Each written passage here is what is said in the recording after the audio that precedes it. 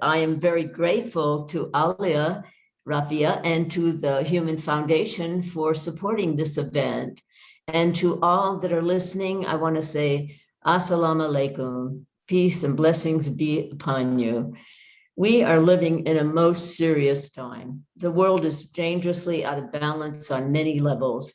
The evidence of this surrounds us. So let's delve deeper into it. Anthropologists and other researchers suggest that approximately 11,000 years ago, the discovery of agricultural skills promoted significant changes in human environments. Excess food supplies led to the practices of buying and selling, initiating economic structures. These were incredible accomplishments that sadly would lead to imbalances impacting all of life. One by one, the world's religious traditions emerged, providing spiritual revelations and teachings. Yet why are people unable to embody the spiritual teachings of their traditions?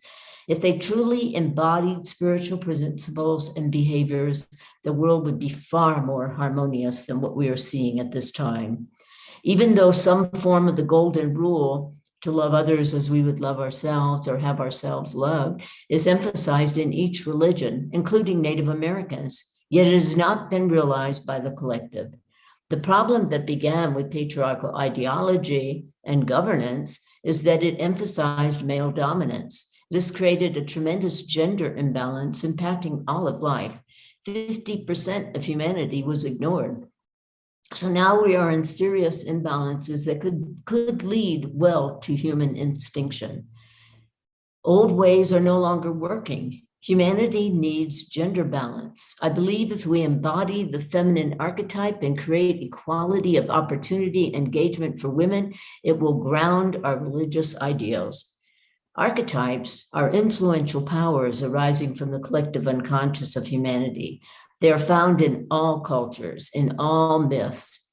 According to Carl Jung, the feminine archetype is more concerned with relationships, how we relate with ourselves, with one another, and with those that differ from us.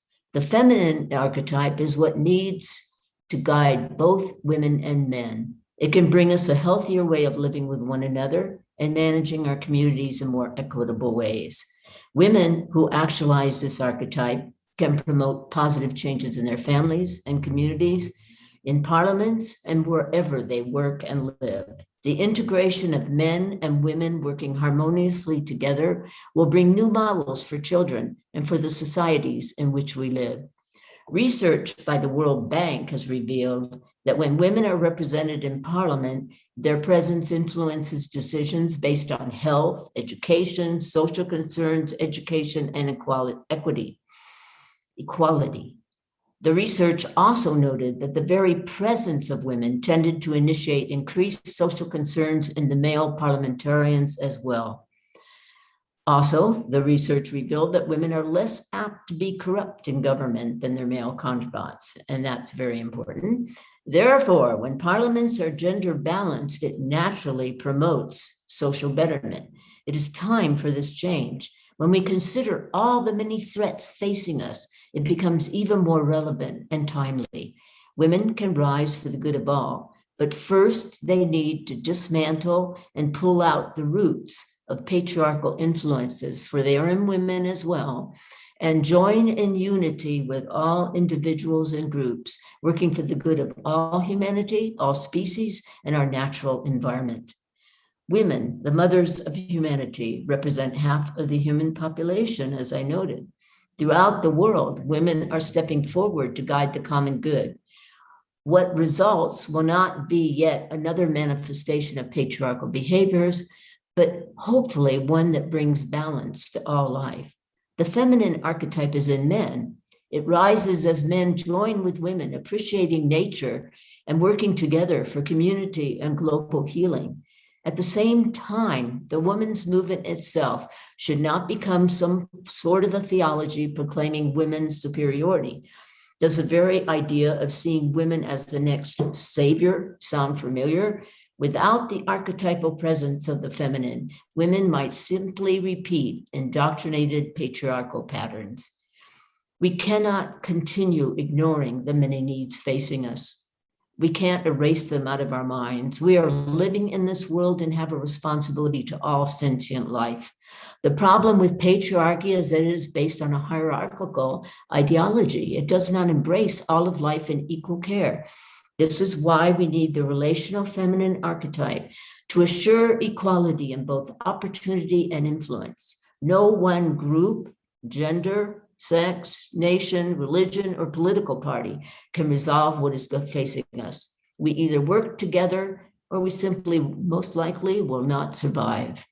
Along with catastrophic environmental threats, such as the reduction of global food supplies resulting from the COVID pandemic and other factors, the problem of feeding a population of approximately 7.6 billion people while assuring there's food for other species, our brothers and sisters among animals, fish, birds, etc., looms over us.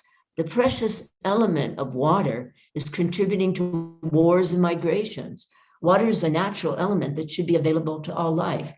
But large companies have been purchasing water rights around the planet and shutting out poor people from access to this God-given natural element, water. We must give immediate care to the earth that houses us and allows us to grow food, to the water that supports us and the air giving life. The pollutions embracing these life areas need to be cleared by scientific interventions and by our heartfelt appreciation for these gifts. Nuclear war looms over the world. Out of 195 countries recognized by the United Nations, only 11 of them are at peace. Although such statistics change, it remains a very ugly picture. Both international and domestic terrorism are on the rise. Patriarchal influences seem stronger than ever before, as if breathing a dying gasp and struggling to hold on. One group cannot dominate. We will not survive unless we come together with shared goals for major transformation. We have many needs to consider, and it will take all of our attention. We cannot change what we cannot fully recognize. We cannot turn away from shadowed forces within and or around us. Our first task is to recognize the shadow within ourselves. Projecting this upon another gender or religion, race, political or national group is destructive. Instead, let's embrace what heals and do so for the good of all life, including future generations, beginning with ourselves. It has been our intention to examine some of these issues as we lead toward solutions. It is the purpose of the Power of the Feminine book. Considering the above threats as well as others unnamed, it is important to explore how religious differences, financial greed, political power, and gender issues all contribute to our precarious position. Women need to learn about these things and not just leave them to men. It takes everyone to deal with what we're facing. This is why women are rising. Research has validated that the health of any society can be measured by the education and participation of women. Therefore, supporting these endeavors is fundamental to our success as a species. The power of the feminine is our key to righting the imbalance. In summary, women are the hope of the world, but women cannot do it alone. Fostering the relational, caring, quality spirit in everyone is our key to greater peace and well-being. The integration of men and women working harmoniously together will provide new models for children and for the societies in which we live. Thus, it is vitally important that women, men, people of all colors, rich and poor, and of all religious traditions, put aside past grievances to co-create a new world, one that fully honors Mother Earth and all of her species. Thank you very much. I'd like to bring back Dr. Alia Rafia for the next presentation. Thank you very much.